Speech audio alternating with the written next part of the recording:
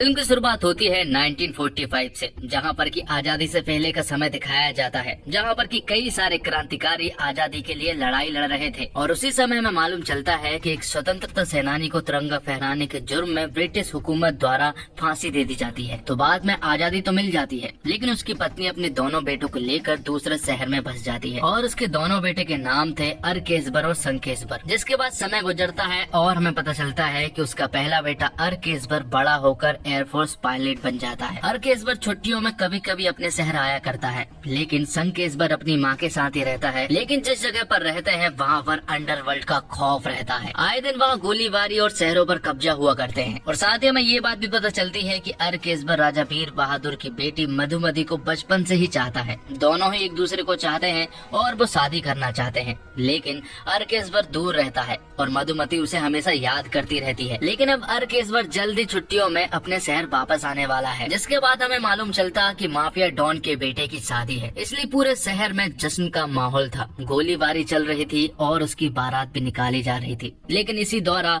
उस mafia don के बेटे से गलती से एक गोली एक बुजुर्ग औरत को लग जाती है और वो वहीं पर मारी जाती है। जिसके बाद वो लोग उसके पति को भी मारने की कोशिश करने लगते हैं।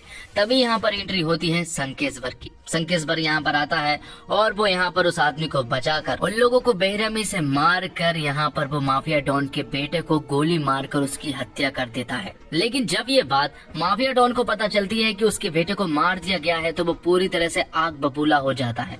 यहाँ पर संकेशबर को कहा जाता है कि वो शहर से चला जाए, लेकिन संकेशबर यहाँ से नहीं जाता है। और फिर आगे हम बोरे में भरी एक लाश को देख पाते हैं, जिसे कि माफिया डॉन के लोग पूरे शहर में घुमाते हैं। जिसके बाद एक जगह पर रुकते हैं और हमें मालूम चलता है कि उस बोरे में दरअसल संकेशबर की लाश है। उसकी गर्दन को निकाला जाता है, जो कि माफिया डॉन ने ही उसके टुकड़े किए थे। ये बात जब अरकेशबर को मालूम पड़ती है तो वो पूरी तरह से आग बबूला हो जाता है। जबकि अरकेशबर हाल ही में छुट्टियों में वापस आया था, लेकिन आते ही उसे ये देखकर बहुत ज्यादा बुरा लगता है।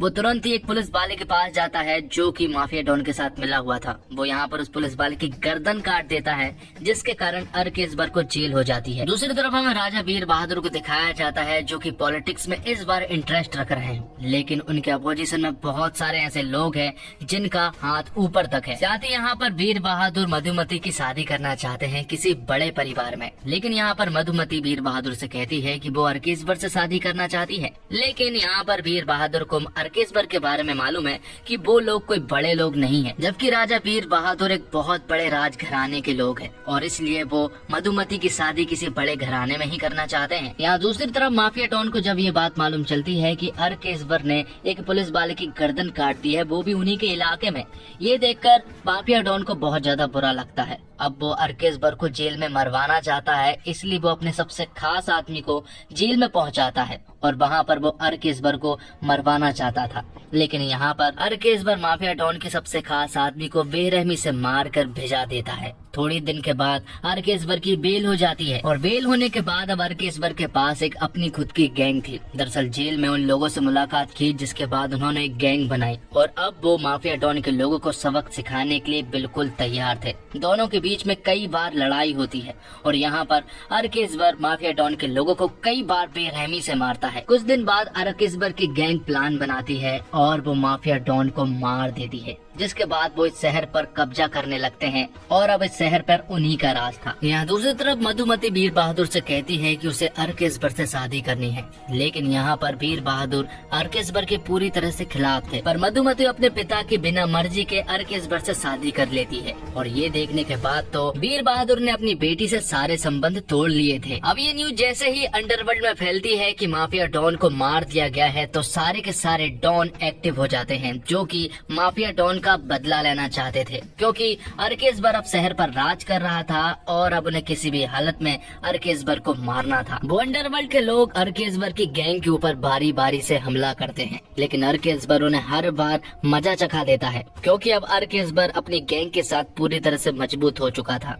उसके पास वो सारे हथियार थे जो कि एक डॉन के पास होने चाहिए। अरकेशबर अब पुलिस वालों से भी नहीं डरता है। एक बार एक डीएसपी उसे अरेस्ट करने के लिए आता है, लेकिन बीच बाजार में ही उस डीएसपी को बहुत ही बेरहमी से मार दिया जाता है। तो इस तरह से अरकेशबर ने अंडरवर्ल्ड के कई सारे डॉनों को साफ किया और उधर भी अपना कब्जा कर लिया। कुछ दिनों के बाद मधुमती को अपने पिता वीर बहादुर की याद आने लगती है और वो चाहती है कि एक बार वो अपने पिता से मिले, क्योंकि उसके 2 बच्चे हो चुके थे। इसलिए मधुमती उन्हें अपने नाना से मिलाना चाहती थी। इसलिए वो अर्केश्वर से परमिशन लेती है और वहाँ पर जाने लगती है। अर्केश्वर ने उसे एक बार रोका भी था कि वो ना जाए, लेकिन मधुमती अपने पिता के पास जाना चाहती थी। तब मधुमती वीर बहादुर के पास पहुंच जाती है, जहां पर कि वो बताती है कि उसके 2 बेटे हो चुके हैं।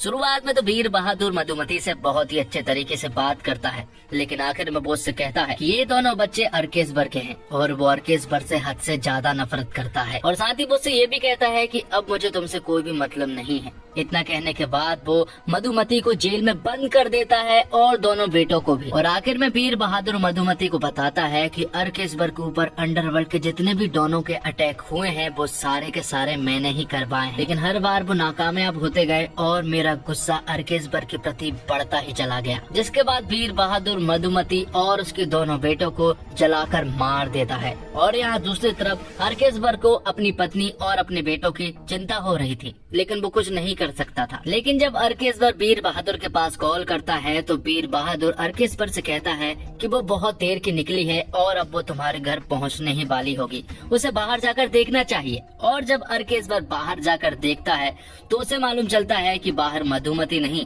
बल्कि पुलिस फोर्स है, जो कि बहुत ज्यादा तादाद में थी। तो पुलिस वाले के साथ यहाँ पर एक बहुत बड़ी फोर्स थी, सभी के हाथों में बंदूक और हथियार थे। वो यहाँ पर अर्केश्वर की पूरी बिल्डिंग को और उसे भी उड़ाने के लिए आए थे। लेकिन तभी यहाँ पर एंट्री होती है एक ऐसे विलन की, जो कि यहाँ पर अर्केश्वर और पुलिस वालों की फोर्स के बीच आकर खड़ा हो जाता है। और ये देखकर अर्केश्वर और पुलिस वाले भी पूरी तरह से डर जाते हैं, जो कि यहाँ पर पुलिस वालों की पूरी फोर्स और अर्केश्वर को मारने के लिए यहाँ पर आया था। वो अपने सारी की सारी तोप इनके ऊपर घुमा देता है और एक बहुत ही खतरनाक गैंग वॉर होता है। और फिल्म यहीं पर खत्म कर दी जाती है और आगे की कहानी कब्जा 2 के लिए छोड़